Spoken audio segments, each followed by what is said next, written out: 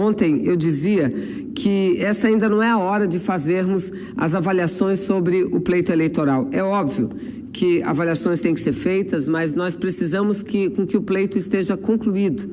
Nós temos em curso ainda eleições no Brasil, né, entre dois candidatos à presidência da República. O meu estado do Amazonas ainda enfrenta um segundo turno para decidir qual será o nosso futuro governador. Então, o que nós precisamos, a partir de agora, é debater em cima das propostas de cada um deles. Eu tenho visto que ontem o candidato que nós apoiamos, fazemos parte da chapa, inclusive, com a indicação de Manuela Dávila, mais uma vez deu uma entrevista coletiva falando e denunciando a quantidade de mentiras que estão sendo espalhadas pela internet, e não só pela internet, o que é mais grave, pelos telefones, através de aplicativos como o WhatsApp. Ou seja, estão transformando o candidato Haddad num candidato violento, a candidata Manuela numa candidata que não defende a família. Isso é uma barbaridade, senhor presidente. E quero aqui mais uma vez dizer que muito importante têm sido as decisões tomadas pelo Tribunal Superior Eleitoral, que tem tentado coibir esse tipo de ação, e hoje mesmo a Polícia Federal faz uma ação no sentido de tentar brecar esse tipo de atitude que permeiam ainda o nosso processo eleitoral, porque nós não podemos permitir com que os vitoriosos sejam aqueles que espalham as mentiras. E é exatamente por conta disso, senhor presidente, que eu creio que é importante, é necessário, senador Pimentel, que cada homem, cada mulher, cada brasileiro e cada brasileira procure conhecer efetivamente as propostas dos candidatos que aí estão. E a partir da análise dessas propostas, decidir pelo seu voto, sem levar em consideração barbaridades, mentiras que são espalhadas aos milhares pelas redes sociais e pelos aplicativos de telefone celular. E, mais uma vez, eu volto à tribuna para rebater algumas das ideias que são defendidas, propostas que são defendidas pelo candidato Jair Bolsonaro. Primeiro, relembrar que quando se divulga gravações onde ele desrespeita mulheres, onde ele desrespeita negros, além disso, isso é muito grave, veja, no mês de abril de 2017, portanto, o ano passado, quando este candidato Bolsonaro foi fazer uma palestra no Clube Hebraica, ele falou exatamente o seguinte, abre aspas, eu fui num quilombola em Eldorado Paulista, olha, o afrodescendente mais leve lá pesava 7 arrobas. Não fazem nada. Eu acho que nem para procriador serve mais. Mais de 1 bilhão por ano é gasto com eles. Fecha aspas. Essa foi uma declaração dele, de Bolsonaro. Mas, ainda na mesma palestra, o que ele disse, abre aspas, fui com os meus 3 filhos, o outro foi também, foram 4. Eu tenho 5 também, o 5º eu dei uma fraquejada, foram 4 homens e a 5ª eu dei uma fraquejada e veio mulher. Fecha aspas. Outra declaração do candidato Bolsonaro. E aí tem defensores de sua candidatura que o defendem ainda dizendo, não, nós não podemos ouvir o que ele disse lá atrás, tem que ouvir o que ele disse agora. Não, isso ele disse e repetiu durante os 30 anos ou mais em que foi parlamentar federal, em que desempenhou funções públicas. É exatamente esse o pensamento dele. E ainda se diz um defensor da família. Como alguém pode defender a família quando diz ao mesmo tempo que quando uma criança é criada por uma mãe ou por uma avó, essa criança fica desajustada? Isso é um desrespeito às mulheres. Isso é um completo, isso quem disse, aliás, não foi ele, foi o seu vice. É um desrespeito às mulheres, é um desrespeito à família. Mas vamos lá, senhor presidente, vamos lá.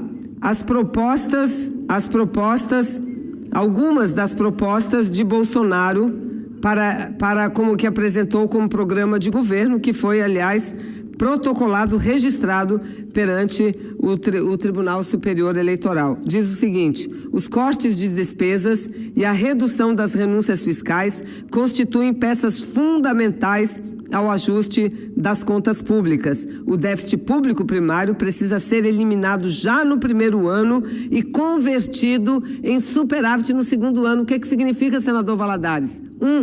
O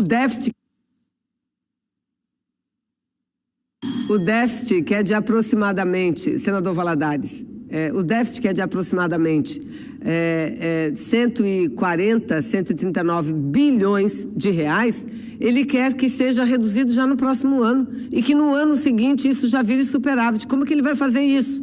Só tem uma forma dele fazer isso: se ele cortar o Bolsa Família, se ele cortar recursos para a educação, se cortar recursos para a segurança, se acabar de vez com o Minha Casa Minha Vida. Aí ele vai poder fazer isso. Mas mais grave para a gente que vive no Amazonas, ele diz que vai começar a reduzir os incentivos fiscais. Isso significa uma facada direta na Zona Franca de Manaus.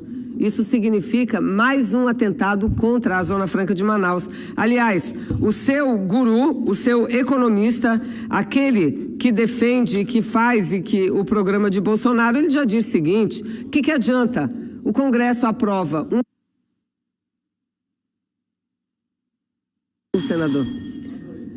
O que adianta? Se isso quem disse é o seu economista, é o Paulo Guedes, que disse: o que adianta? O Congresso, num dia, vota um orçamento e no dia seguinte, silenciosamente, aprova medidas prorrogando a Zona Franca de Manaus, fazendo uma crítica à Zona Franca de Manaus.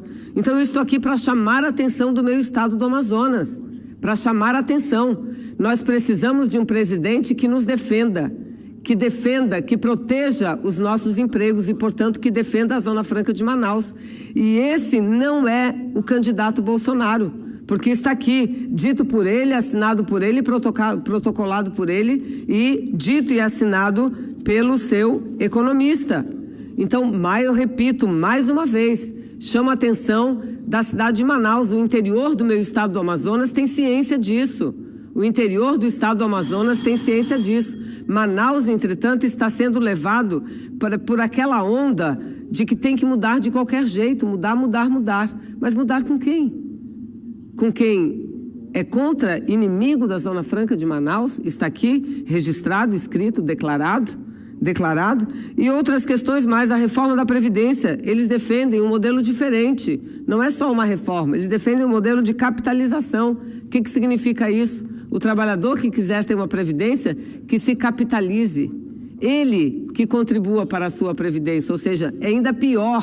A sua posição em relação à Previdência é pior ainda do que a reforma da Previdência encaminhada por Michel Temer. E é aí que ele defende uma nova carteira de trabalho, senador Valadares. E num minuto eu concluo. Uma nova carteira de trabalho. A carteira verde e amarela. É uma carteira que não vale nada. E ele mesmo escreve: seria um trabalho, as pessoas que optassem por essa carteira verde e amarela não teria direito nem proteção social nenhuma, direito trabalhista nenhuma e proteção social zero.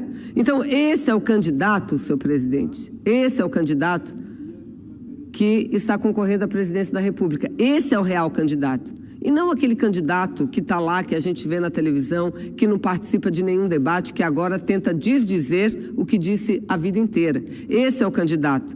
Um candidato cujo seu possível futuro ministro é contra a Zona Franca.